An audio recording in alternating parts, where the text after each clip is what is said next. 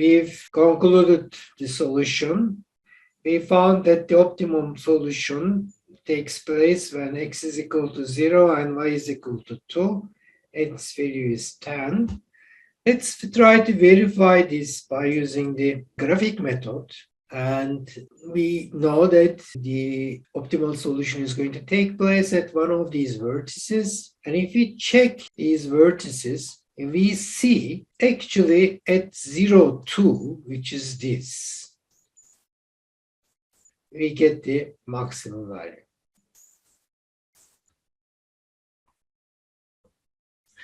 Now, let us make another example.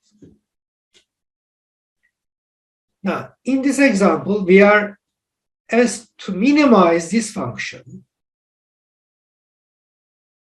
In this function, we've got 3 variables and 2 constraints here, and of course, the rule that all the variables must be positive is also put here. First of all, is this in standard form? Do we have to do anything here to put it into the standard form? I'm checking it, checkbox to see. Think about the answer. What did we mean by the standard form? First, it should be a maximization problem. Then all the constraints should be in less than or equal to form.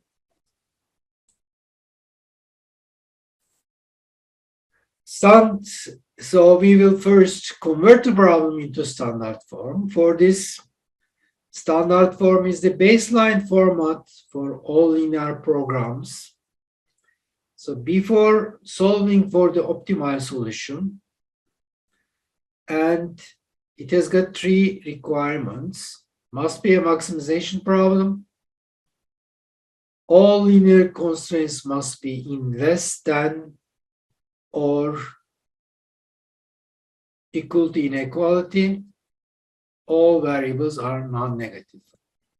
It is not in standard form. And why it is not in standard form? Because first of all, it's not a maximization problem.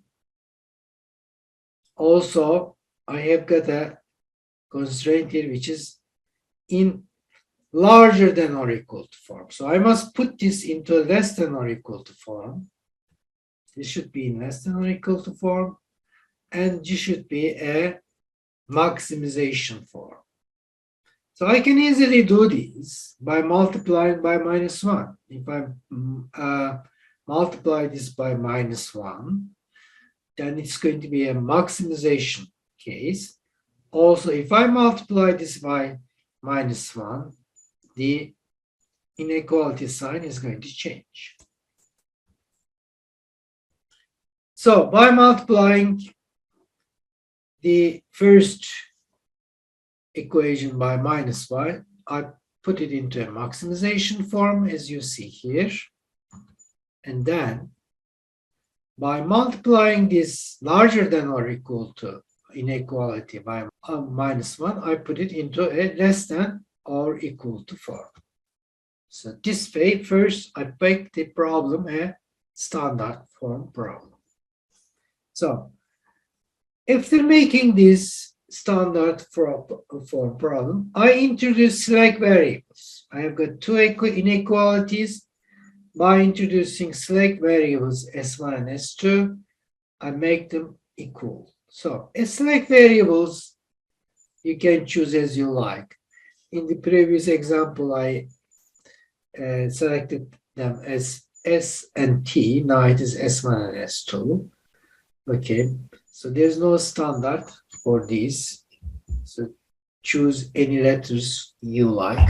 So by introducing these select variables, we made these inequalities equality form. So the number of variables became now 5.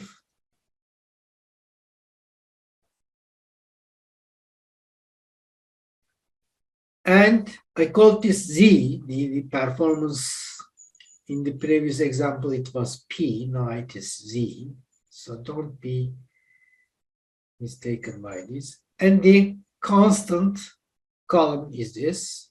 So I put my new tableau here by entering the coefficients 1, 3, 2, 1, and there is no S2 here, so 0. And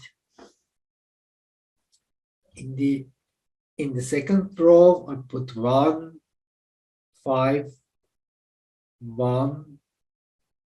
There's no S1, 0, S2, 1, and Z0. And in the bottom row, I put my equation here by putting this to the left-hand side.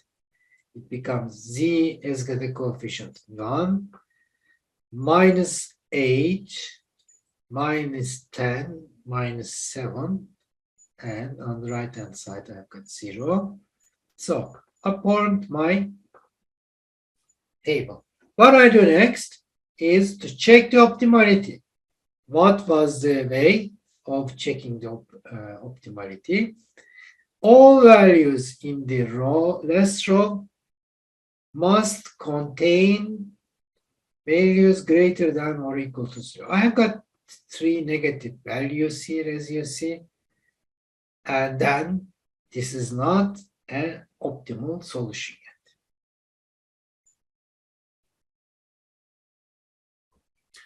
What was I doing? Identifying the pivot variables. How was I identifying the pivot variable? Let us remember. First of all, I was finding the column with the smallest value.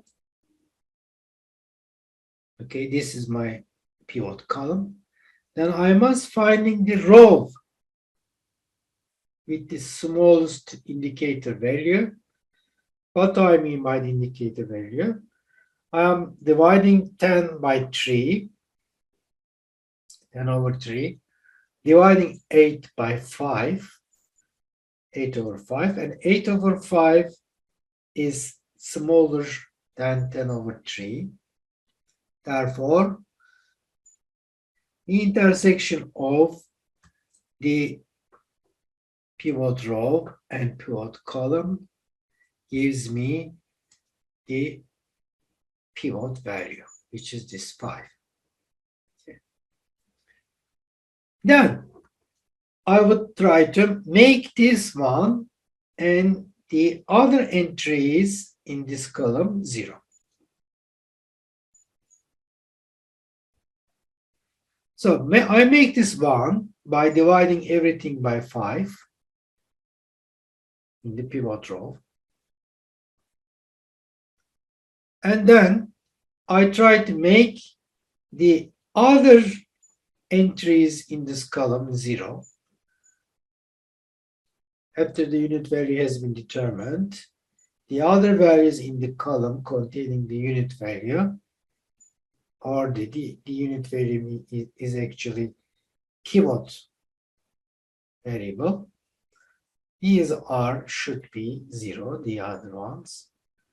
And I was making them 0 by new tableau value is negative value in the old tableau pivot column times value in the new tableau pivot row plus old tableau value by using this. Okay. And I make this is equal to 0. First, I make this one is equal to 0, and then this one equal to 0. And check again for the optimality.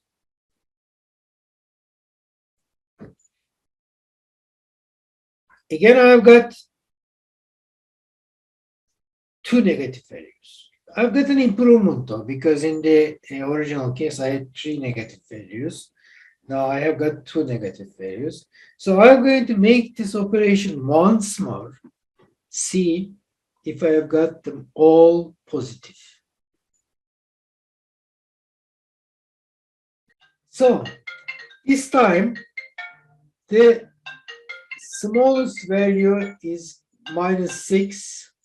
Okay, so this is going to be my pivot column and divide 8 over 5 by 1 over 5, which is 8, and 26 over 5 by 2 over 5, which is 13.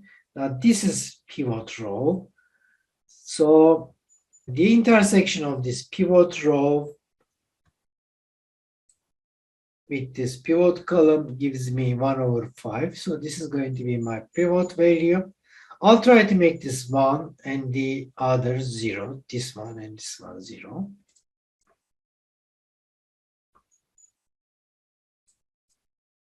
Okay, so I tried first to make it 1 by multiplying by 5, everything.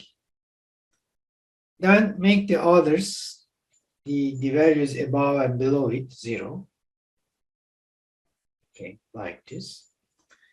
And then check once more. Okay, now it seems to me everything is okay. Everything became positive. All positive. So that means I have hit the optimal solution.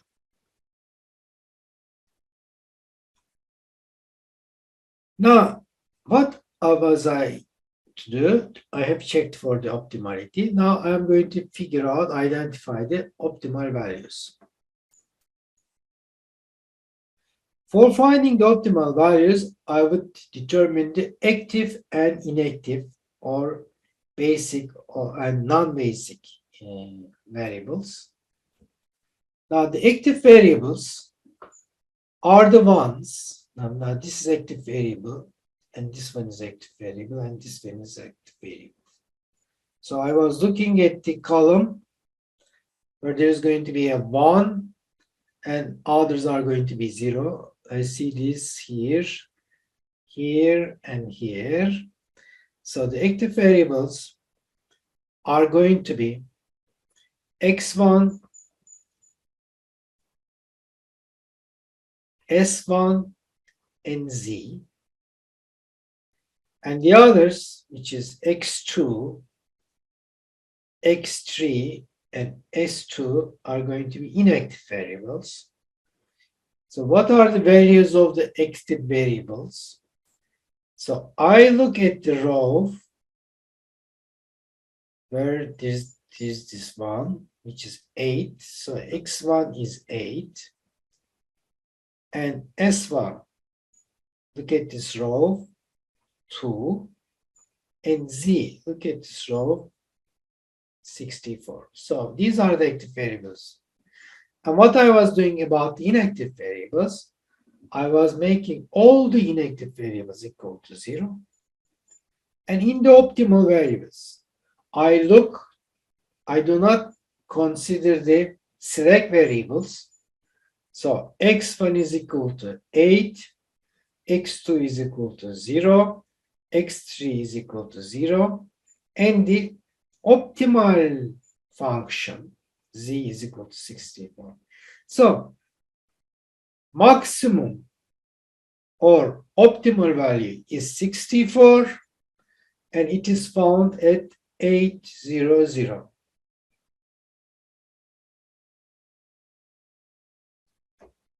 Okay. Now, I will give this as an exercise to you to work yourself. And as you see, this is already in standard form, and your is to maximize the objective function. So make sure that you go through these steps and solve this as you are working, studying this. And the correct answer is this. If you find the correct answer, that means you understood the procedure. Of course, these tables, steps, and examples are going to be open in front of you while solving these problems both in the midterm and final.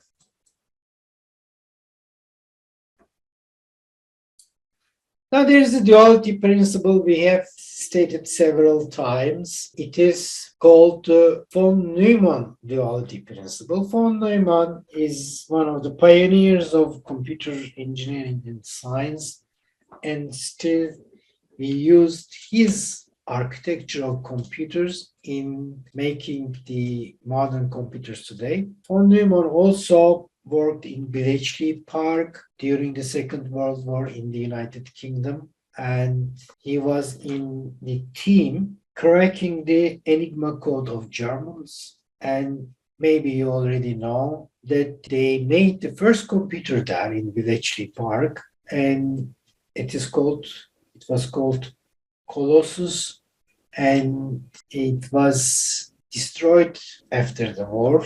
So that's why it was a mistake, though. That's why Britain lost the chance of being the pioneer in computer technology. Von Neumann was in his team, and the Colossus computer was made according to his architecture. He is also a contributor to the theory of optimization. And this principle, duality principle, is given his name. And we've used this principle already, but let's state it formally now. If the problem is not in the standard form, that if it is not a maximization problem, it can be put into the maximization problem by converting. By converting, what do I mean? Simply multiplying by -1. This is in theory called the von Neumann duality principle.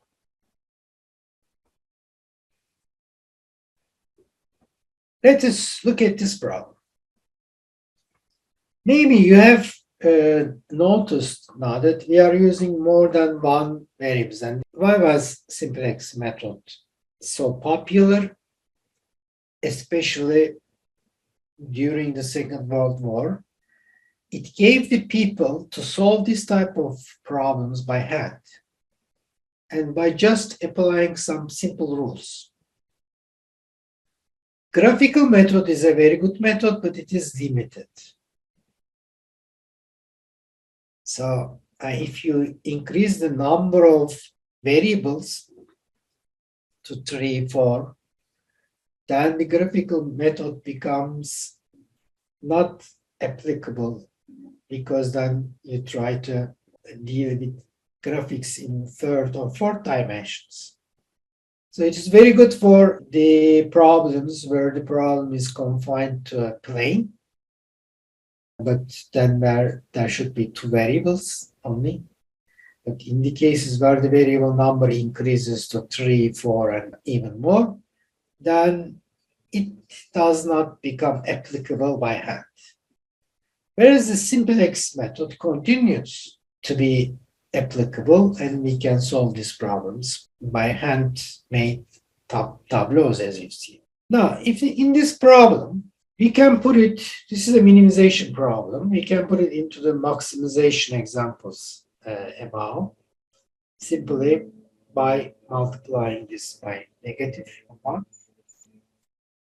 But an issue would occur with finding the basic solution, because setting the x and y and z variables to 0 would give an infeasible solution with select variables taking non-negative values. Now, if you remember that the pivot value, we said, should be positive,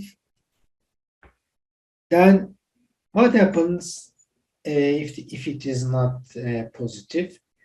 This is the case when it does not satisfy this condition.